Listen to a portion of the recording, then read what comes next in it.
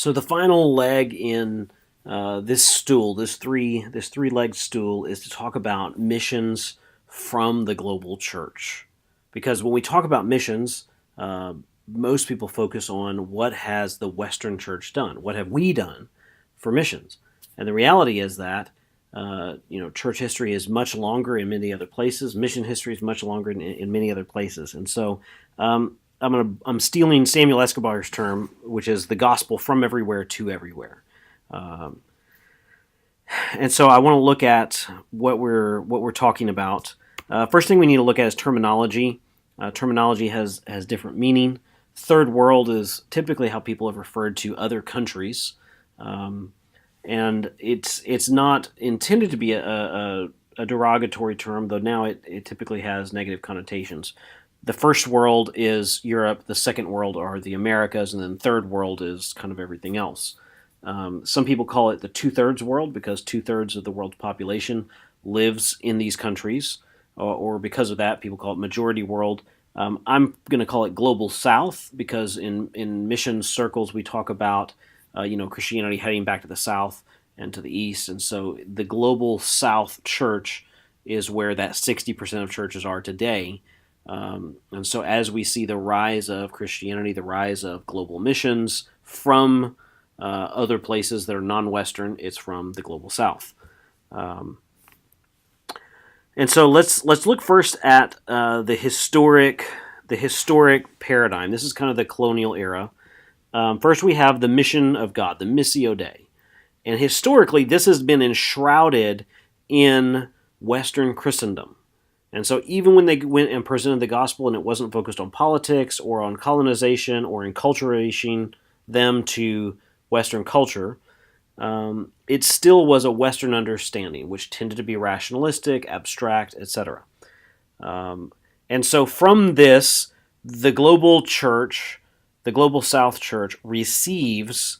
You notice the size of the arrows is disproportionate. So the arrow coming south is large. They are receiving from us this message of the Missio Dei via Western Christendom. We are receiving minute signals back of, hey, this is not how we think.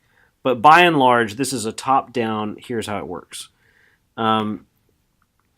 In post-colonial era missions, there is the Missio Dei, and there's Western Christendom. And we interact with that. There's also the Global South missions, which interacts with us and then interacts with the Missio Dei itself and directly. If you see this, there's still a bit of kind of big brothering going on where Western Christendom is taking up the larger part of the page. The arrow that we have to the Missio Dei is larger, right? We're writing the books. We've got the big agencies. We've got the big money. Other countries are coming to us, to other agencies. Global agencies are coming to us to try to raise money. And so this is kind of the post-colonial era. They do have access to the Missio Dei, but they're still, they're kind of like a connected twin at the hip with us. And so they're still doing that. We've already talked about the emergence of Christianity in the globalized world, the globalized church.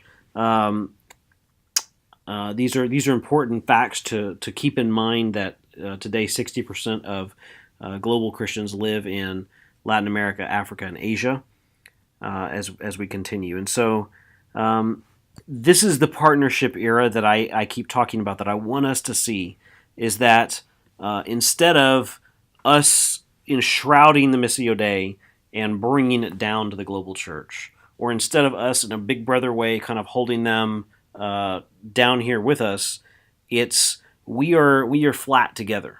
Neither church, neither Western church nor the global church, is prioritized over the other. Both are receiving direct access to the Missio Dei, to God's mission, and then both are interacting with each other, and it's all a mutual paradigm. Before I hit this next slide, think of the countries that you think send the most missionaries. What's the first, second, and third country on that list that you think of? What's the country that you'd be the most surprised to see not on that list, or to see on that list? And then also, what are the countries that receive the most? I'll show you. The top senders, number one is the United States. that probably is no surprise. We have resources. We have a strong denomination, strong churches here. Uh, Even though we are struggling with many of the post-Christendom traits that Europe is struggling with, it hasn't taken full effect here yet. The the United States sends 100 and almost 30,000 missionaries. Brazil is number 2. There's a bit of debate over if it's Brazil or South Korea, and I've seen both figures. I think where I'm getting these sources is a little bit more reliable. But Brazil is number 2 and Korea is number 3. You don't get back to a Western country until number 4, which is France. And so it's interesting to see that even in this list of countries, some of the top senders now are not Western countries. Surprisingly, and this surprised me when I created this presentation, is that the United States is the top receiver of missionaries.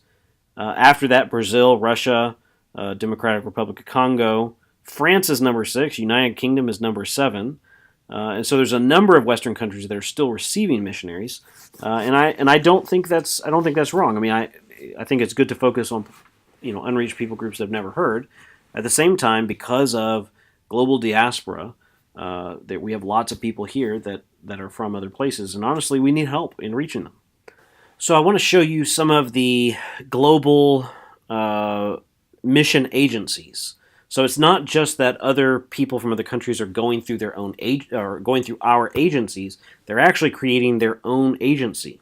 So there's one in Latin America called Comibom. This is probably the biggest one. Brazil sends a lot. There's FEDEMEC and PMI.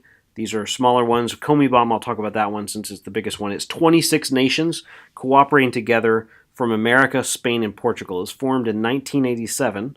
At that time, there were 1,600 church planters from 70 agencies. 1,600 church planters, 70 agencies.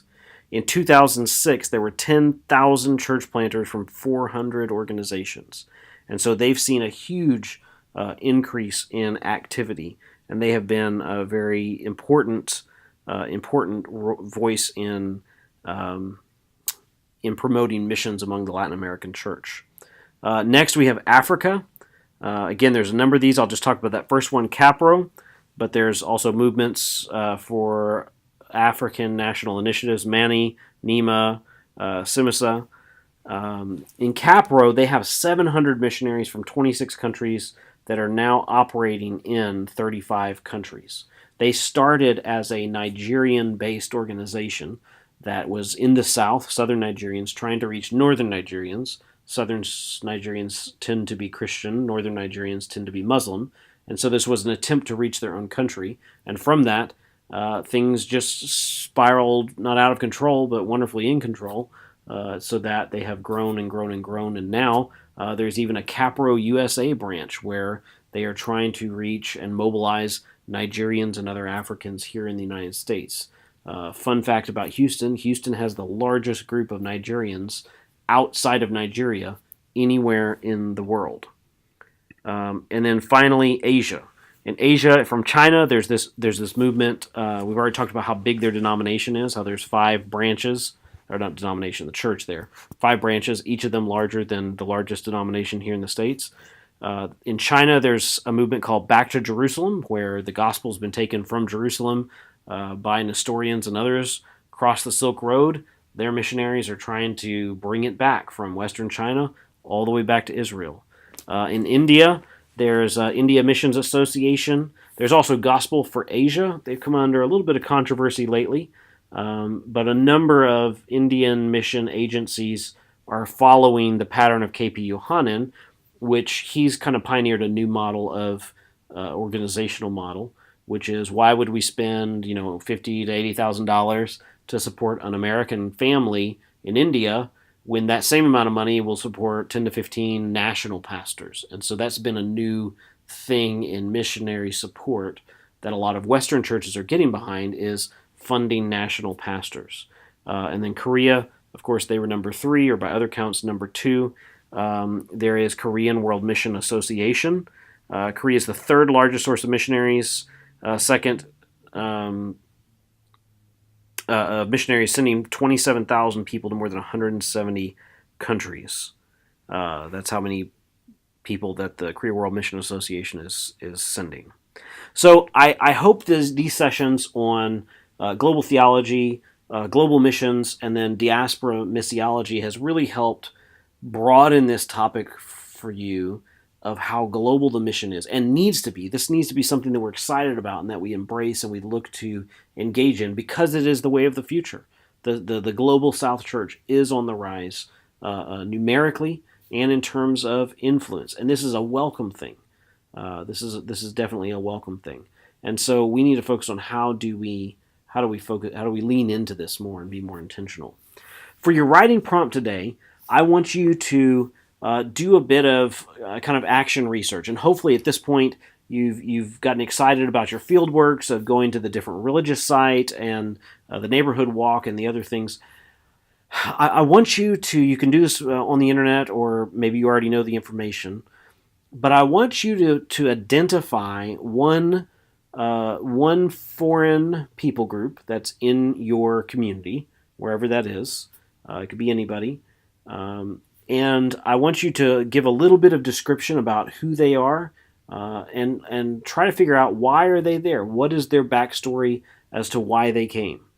And I also want you to see, is there a church in your area that is what we'll call an international church, an ethnic church, that is from that same people group?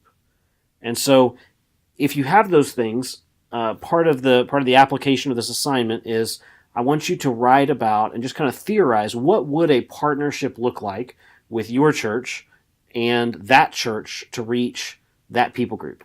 If they don't have a church there, that's fine. For the sake of this assignment, let's just pretend that they do. What would a two-church partnership of a Western church, assuming you're at a Western church, and a global church look like in reaching a diaspora people in your community?